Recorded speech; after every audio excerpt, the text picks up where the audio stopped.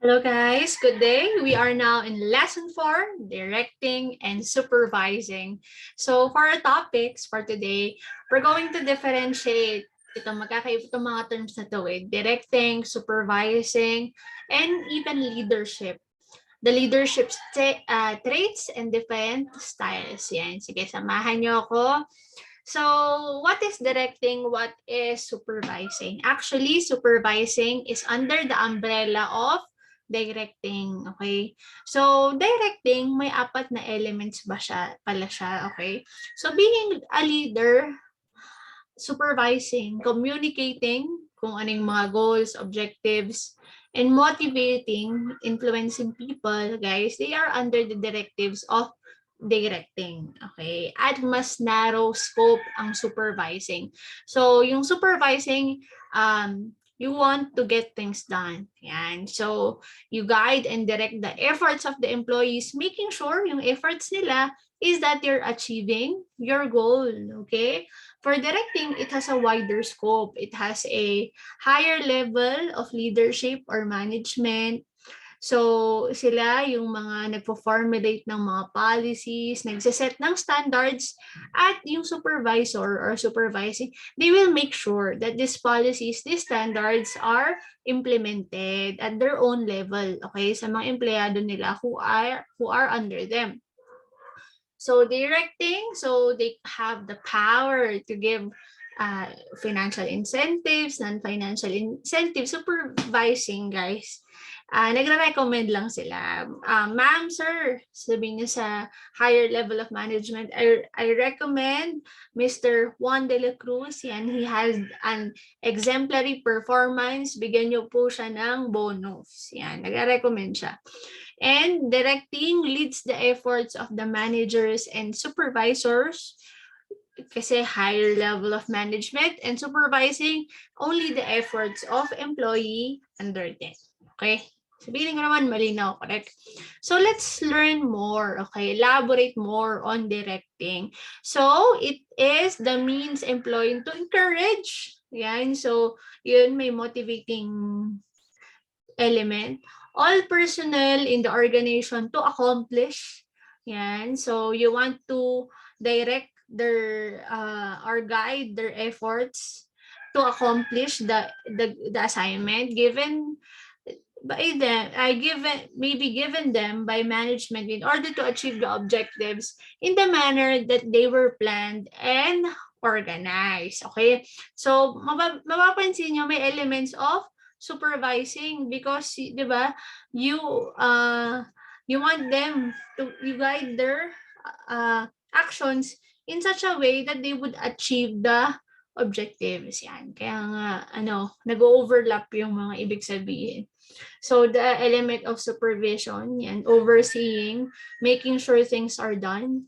There is influencing, yan, process by the manager guides and influence the work of the subordinates in a desired direction.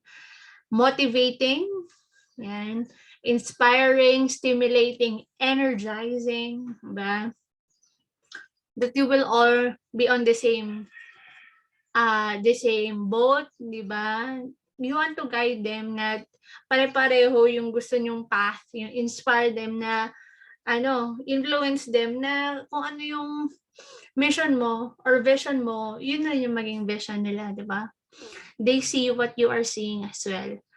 It may be, so you could get incentives, give incentives. Merong positive motivation, negative motivation.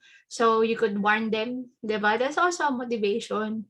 I-discipline them, monetary or non-monetary, give them a purpose, di ba? Show them where the company is heading, the bigger picture. Yeah, give them the bigger picture para ma-inspire sila.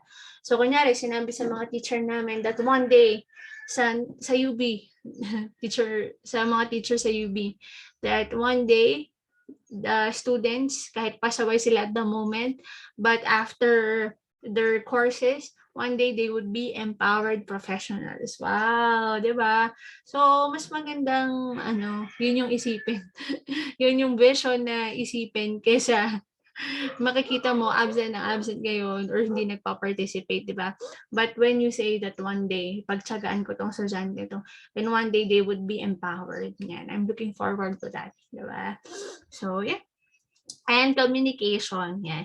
So, passing of information, di ba? Perhaps galing siyang seminar na talagang na-inspire siya and he want to echo it sa mga tao, yan. If there are new procedures, policies, yan. So, how you communicate with your people, di ba? How you influence them. Okay. So the link between leadership and management. So I know you had an activity. Are you a leader or a manager? However, you could be both, hindi ba? They have a link, they overlap with each other. Okay, so managers must also lead. Okay, not only manage. Management is more formal and scientific because there are really ways on how things to be done. Talagang may proper procedure. Example, surgery. Diba? May proper procedure talaga dyan. May standards yan na not only by international standards, pati may local standards rin.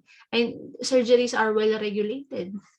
Leadership involves more persuasion, influence, and motivation. But isn't it when you manage people? Diba? You need to also influence them and motivate them.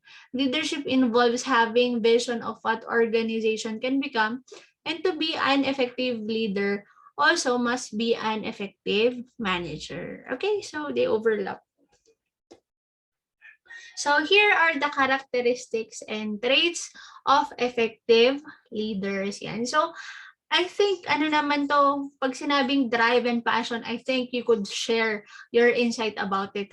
So please search or think deep, man. What does it mean if a leader has a drive and passion? Pero yung favorite ko nilagay ko, they have high energy. Yan. Diba? Their energy, so hindi lang COVID ang nakakahawa. Energy rin, passion rin, nakakahawa yan. That's infectious. And guys, it could also motivate other people. Correct, diba? So, what else? Self-confidence and humility. Yan.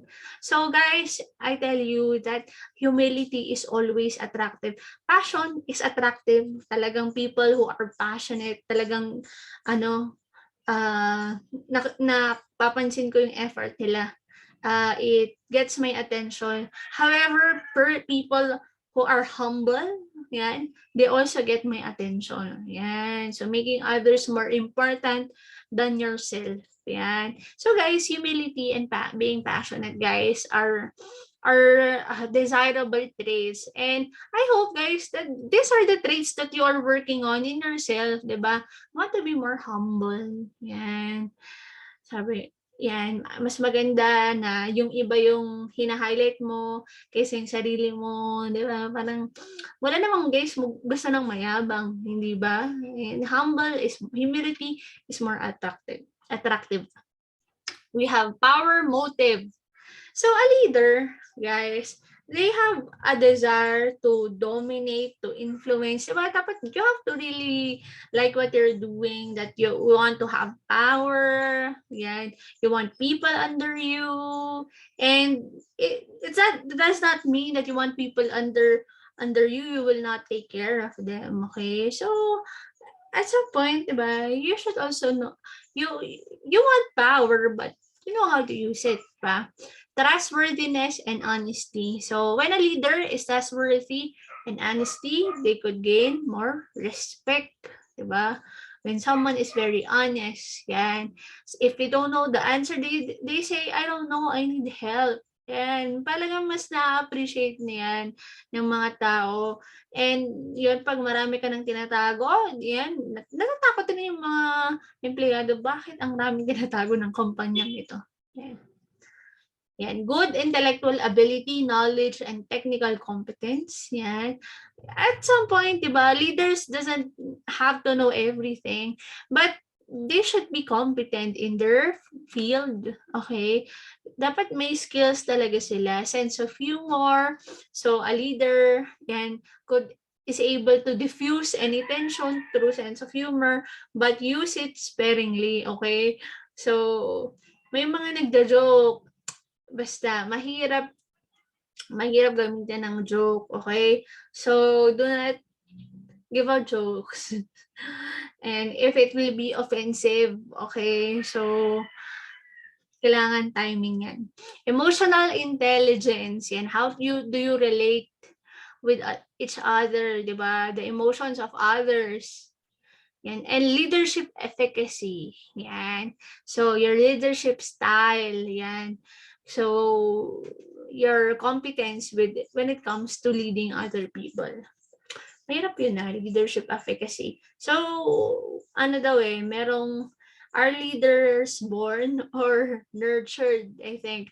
So, yan guys, leadership, napapractice rin ang leadership. Okay. So, behavior and skills of effective leaders gives frequent feedback and also accept feedback. Bakit kaya? Yan, sa next recitation natin ha. Recovers quickly from setback, including crisis, plays the role of a servant leader. Yeah. So, like, maganda, guys. Behaviors, what else? No, skip ko to. Yan. Adaptable to situation, provides emotional support, visible and maintains a social presence, dapat daw nakikita, and establish a direction and demands of high standards and perform demands, di ba? Yung ayaw mo naman ng mediocre na reports, di ba? You want the best out of your employees. And this one. So please so prepare for our recitation. Ito naman, influence tactics.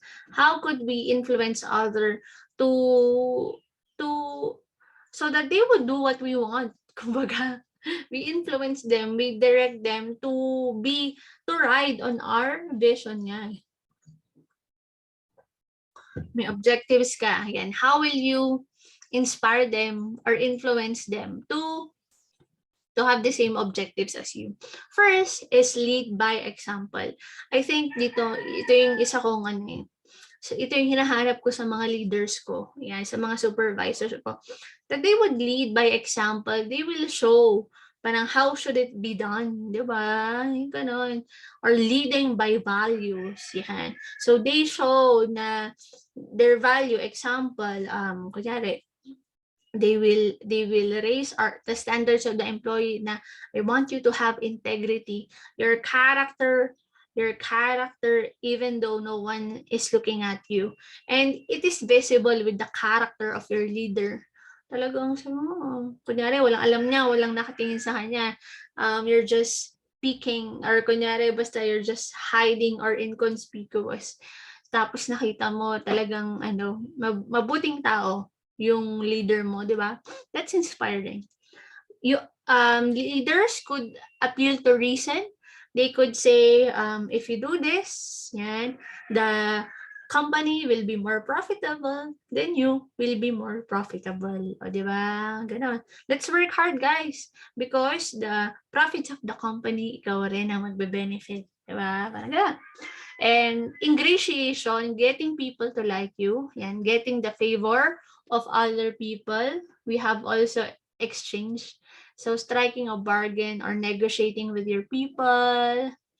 Ito, joking and kidding. So, through you're telling your criticism through joking and kidding. Medyo ayoko tong ganito. Yung pa-joke na sabihin na, may comment sila sa performance mo, but they said it as a joke. Ganon. Pasaring. Ganyan. Hindi ko yun. Yan, coalition formation. Yan. So, they will say, let's work together, guys. I'll be your group leader, sabihin ng supervisor. Yan, let's do this. And being assertiveness. Assertiveness, yan. So, asserting your authority, using your authority. Yan. So, using your power in a way to influence others, okay? Pero, di ba, hindi naman yung literal na parang, teacher niyo ako, sundin niyo ako. But, you don't have to say your position, yan, just tell it assertively. Pwedeng ganon. Next, guys, is leadership style. So, I just chose a few, okay? Maraming leadership styles. Siguro baka 10 yung ma-discuss ko. Okay, so 6 na to. So first is participative leadership style. So I asked one dean, yan, my previous instructor, she's now a dean in Lorma, and I told her, what's your leadership style, ma'am? And sabi niya, participative leadership. Yan. So she wants that everyone will contribute in the decision making. Yan. So yan, she consult the feedback of the faculty. Yan. So they work on an agreement, and everyone is involved in the decision making, parang ganun, parang democratic. So its cons is it could be time consuming, ang tagal ng decision kasi nga you get the feedback of the different people, okay? But the advantage is they have ownership because you give them an opportunity to decide, 'di ba? So example lang, like if someone is absent in my class, I will tell them, when do you want to take the quiz? Okay, and they will be the one to set the time and the date. Okay, so if they did not come on that set time and date, I will tell them na parang, oh, you're the one who set the time and date, not me. Yan. And why did you not go? O, di ba? Because they should have ownership to their decision. Ganon, di ba? So, yan, if they took it, like took the makeup quiz, then well and good, diba? Because ikaw naman nag-decide kung kailan mo gustong i-take yung makeup quiz. Next, we have autocratic leadership. Yan, autocratic leadership. So, may mga picture ako natakpan. Hindi ko na-animate na maayos. So, word pa lang, diba? Autocratic, perhaps parang dictatorship, ganyan. But autocratic is a good type of leadership as well, okay, in certain situations. Yan. So the leader has the most authority. Example, guys, in the military works because it's autocratic, okay? So if the decision making is participative, it could belong, yan, inatake na kayo ng mga kalaban, okay? But in autocratic, it works well in crisis, yan. However, in modern organizations, in brand new companies, yan, it's not relevant anymore. But in certain situations, just like a crisis, ganyan, good ang autocratic leadership. Yan dito, example, may mass casualty or mass accident. So kung isa lang yung leader na naglilikid dyan, it could be efficient yung response nila, okay?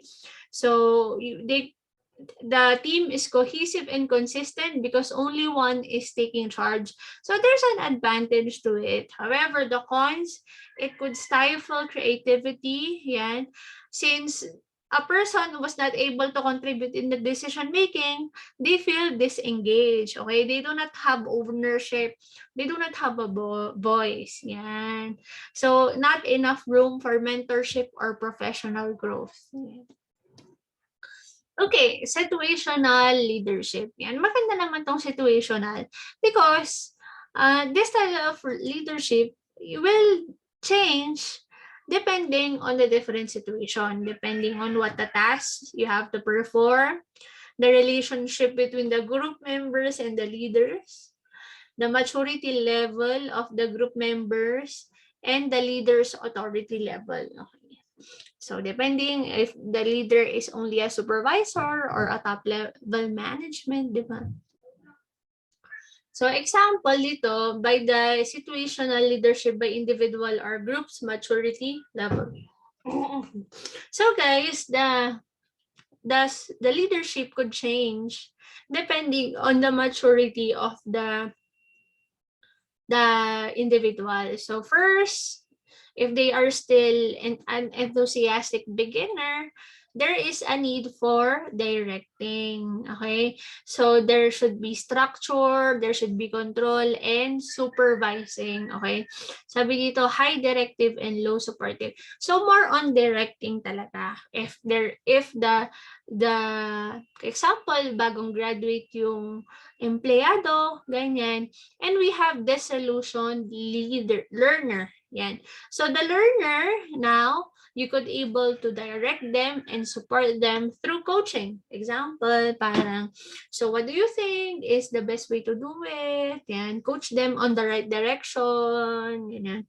So they're still learning, okay? And you want to coach them in the right, di ba kaya nga, di ba yung mga atleta, kailangan ng coach because you want to give them the right technique, di ba? Ayaw mo silang magkaroon ng bad form every time gagawin nila, di ba? The right technique, paano yung mga shortcuts, di ba? The right form. So you have to coach this learner, okay? They're starting to learn and they are learning some good, sabihin natin good things, tapos meron good techniques at meron din kasi silang nalalearn na bad techniques. So you have to guide them that about the good, you're going to teach them or guide them na good techniques lang yung matututunan nila, okay? So hindi yung mga bad habits. Now, ito na. So nag-improve na. Now, the person, so beginner, learner, then they are a contributor. So now, however, they are competent, however, they are just reluctant. They're just lacking confidence. Okay? So now, you will support them. Okay? No longer, sabi niya, low directive behavior. You're no longer directing them. Yan. So, you praise them, you listen, you facilitate, you guide them. You know that they have a potential already. They have a skill set already. And your work is to just facilitate them in the right direction. You praise them when they are correct. You correct when it's right. You have to tell them some if they are going in the wrong direction. Kailangan mong punahin, syempre. Yan. Then now, guys, so if they are a peak performer, so they have been being excellent in what they do, now you could give them the full responsibility. Yan. You would now delegate them with decision making. Yan. So pag peak performer, less na yung support, yung direction, ganyan. And perhaps this peak performer could teach the enthusiastic beginner. So cycle pala, di ba? So may tinrain ka, yan, pinag-grow mo talaga. And now, yan, they could also train other enthusiastic beginner. Diba? Transactional leadership. Yan. So transactional, so if the employees did something great for the leader, then the leader will reward them. If the employees did not do so well, yan, and the employee will punish them or discipline them. So, ganun ang transactional leadership. There is a clear exchange, yan, between the leader and the member. If you do this, ganun yung leadership nyo talaga. Reward and punishment. Okay? I mean, giving reward and punishment, I think it's normal in an organization. Okay? Pero balance lang. Diba? Grabe tong image na to. Wala masabi sa image na to. Yan.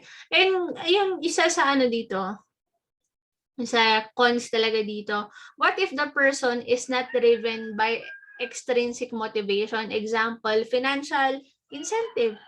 So some people right now, special generation right now, that many are coming from well-off family and they don't have a need to provide for their family. What they're looking for is purpose,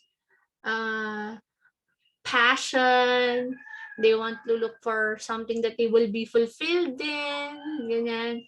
Gusto nila ma-fulfill, ayaw naman nila ng pera, pero yung internal fulfillment and confidence, increase of self-esteem, yun yung gusto nilang ma-achieve. Okay? So, hindi nag-work sa kanila to.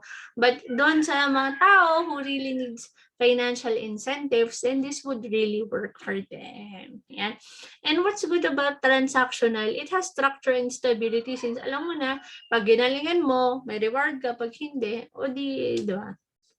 Diba? Di alam mo na. Okay? It's good for short-term goals. Example, if you have it's a project lang na you want to achieve for a very short time, yan, give them reward. Yan. Incentive para ma-achieve mo agad yung short-term goal mo, okay?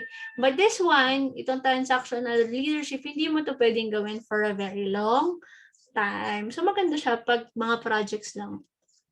Okay. Next, guys, is transformational leadership. Yan. So, transform. They are prepared to change the way things are usually run. And so they could break the status quo. Sabi niya nga dito sa image, idealize influence.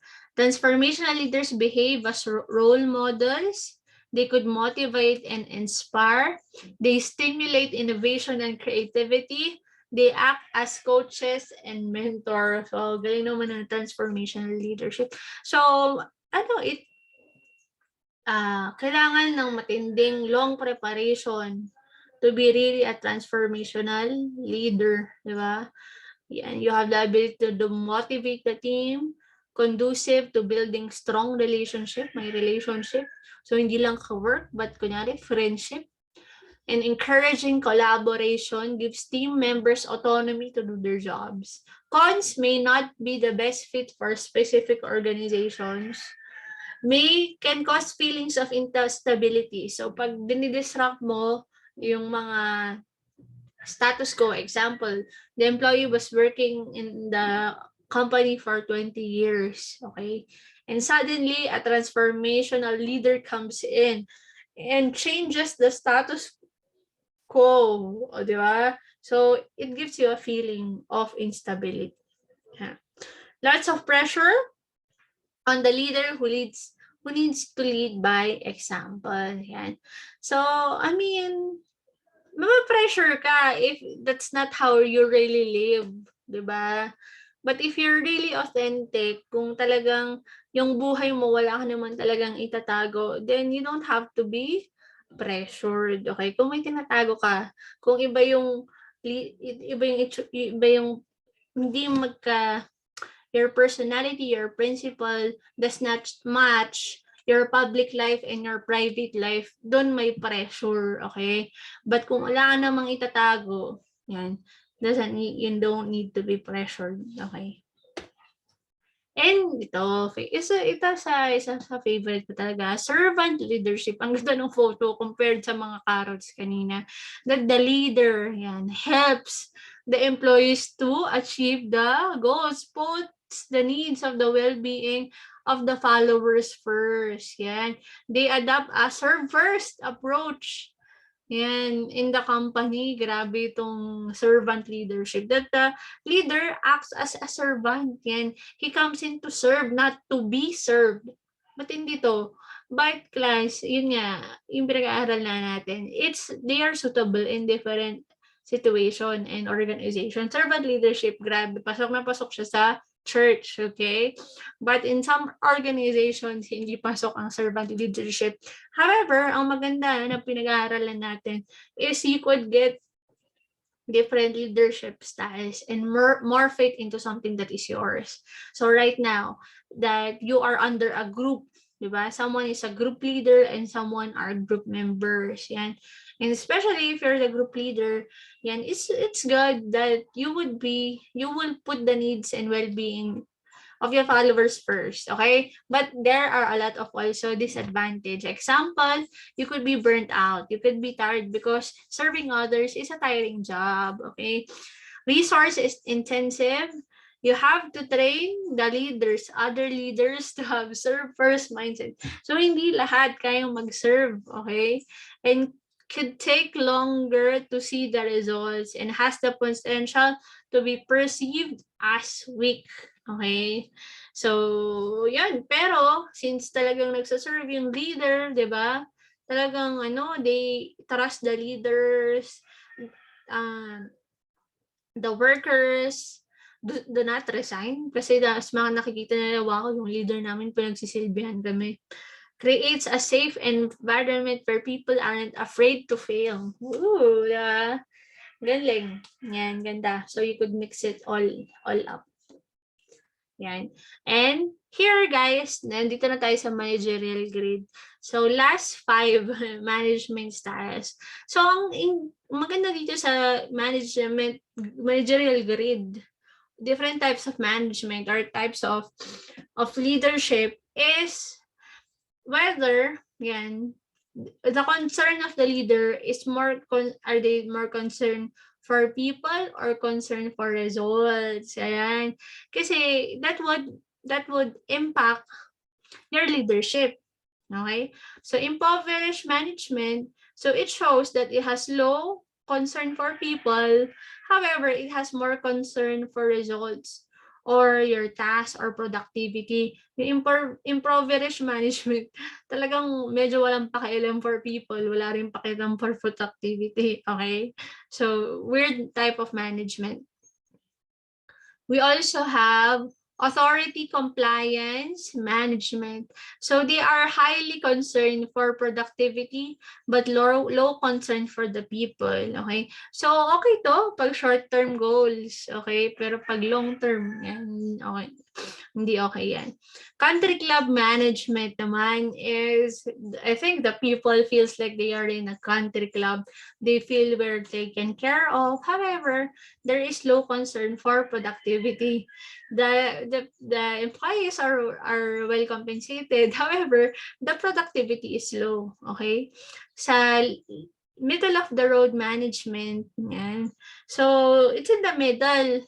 So sometimes it has concern for people, sometimes it does not have concern for people.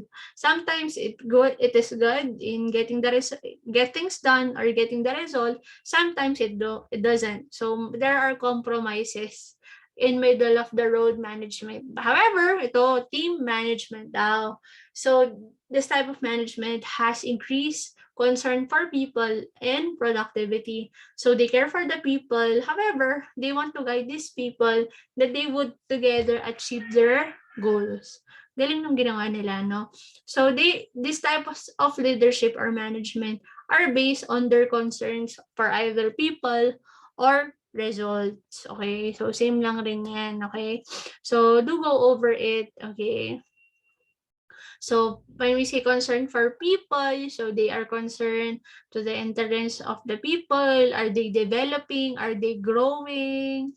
What are the best ways on how to accomplish a task? Kailangan ba mag-meeting tayo lagi? Or every Friday, dapat meron silang food, gano'n.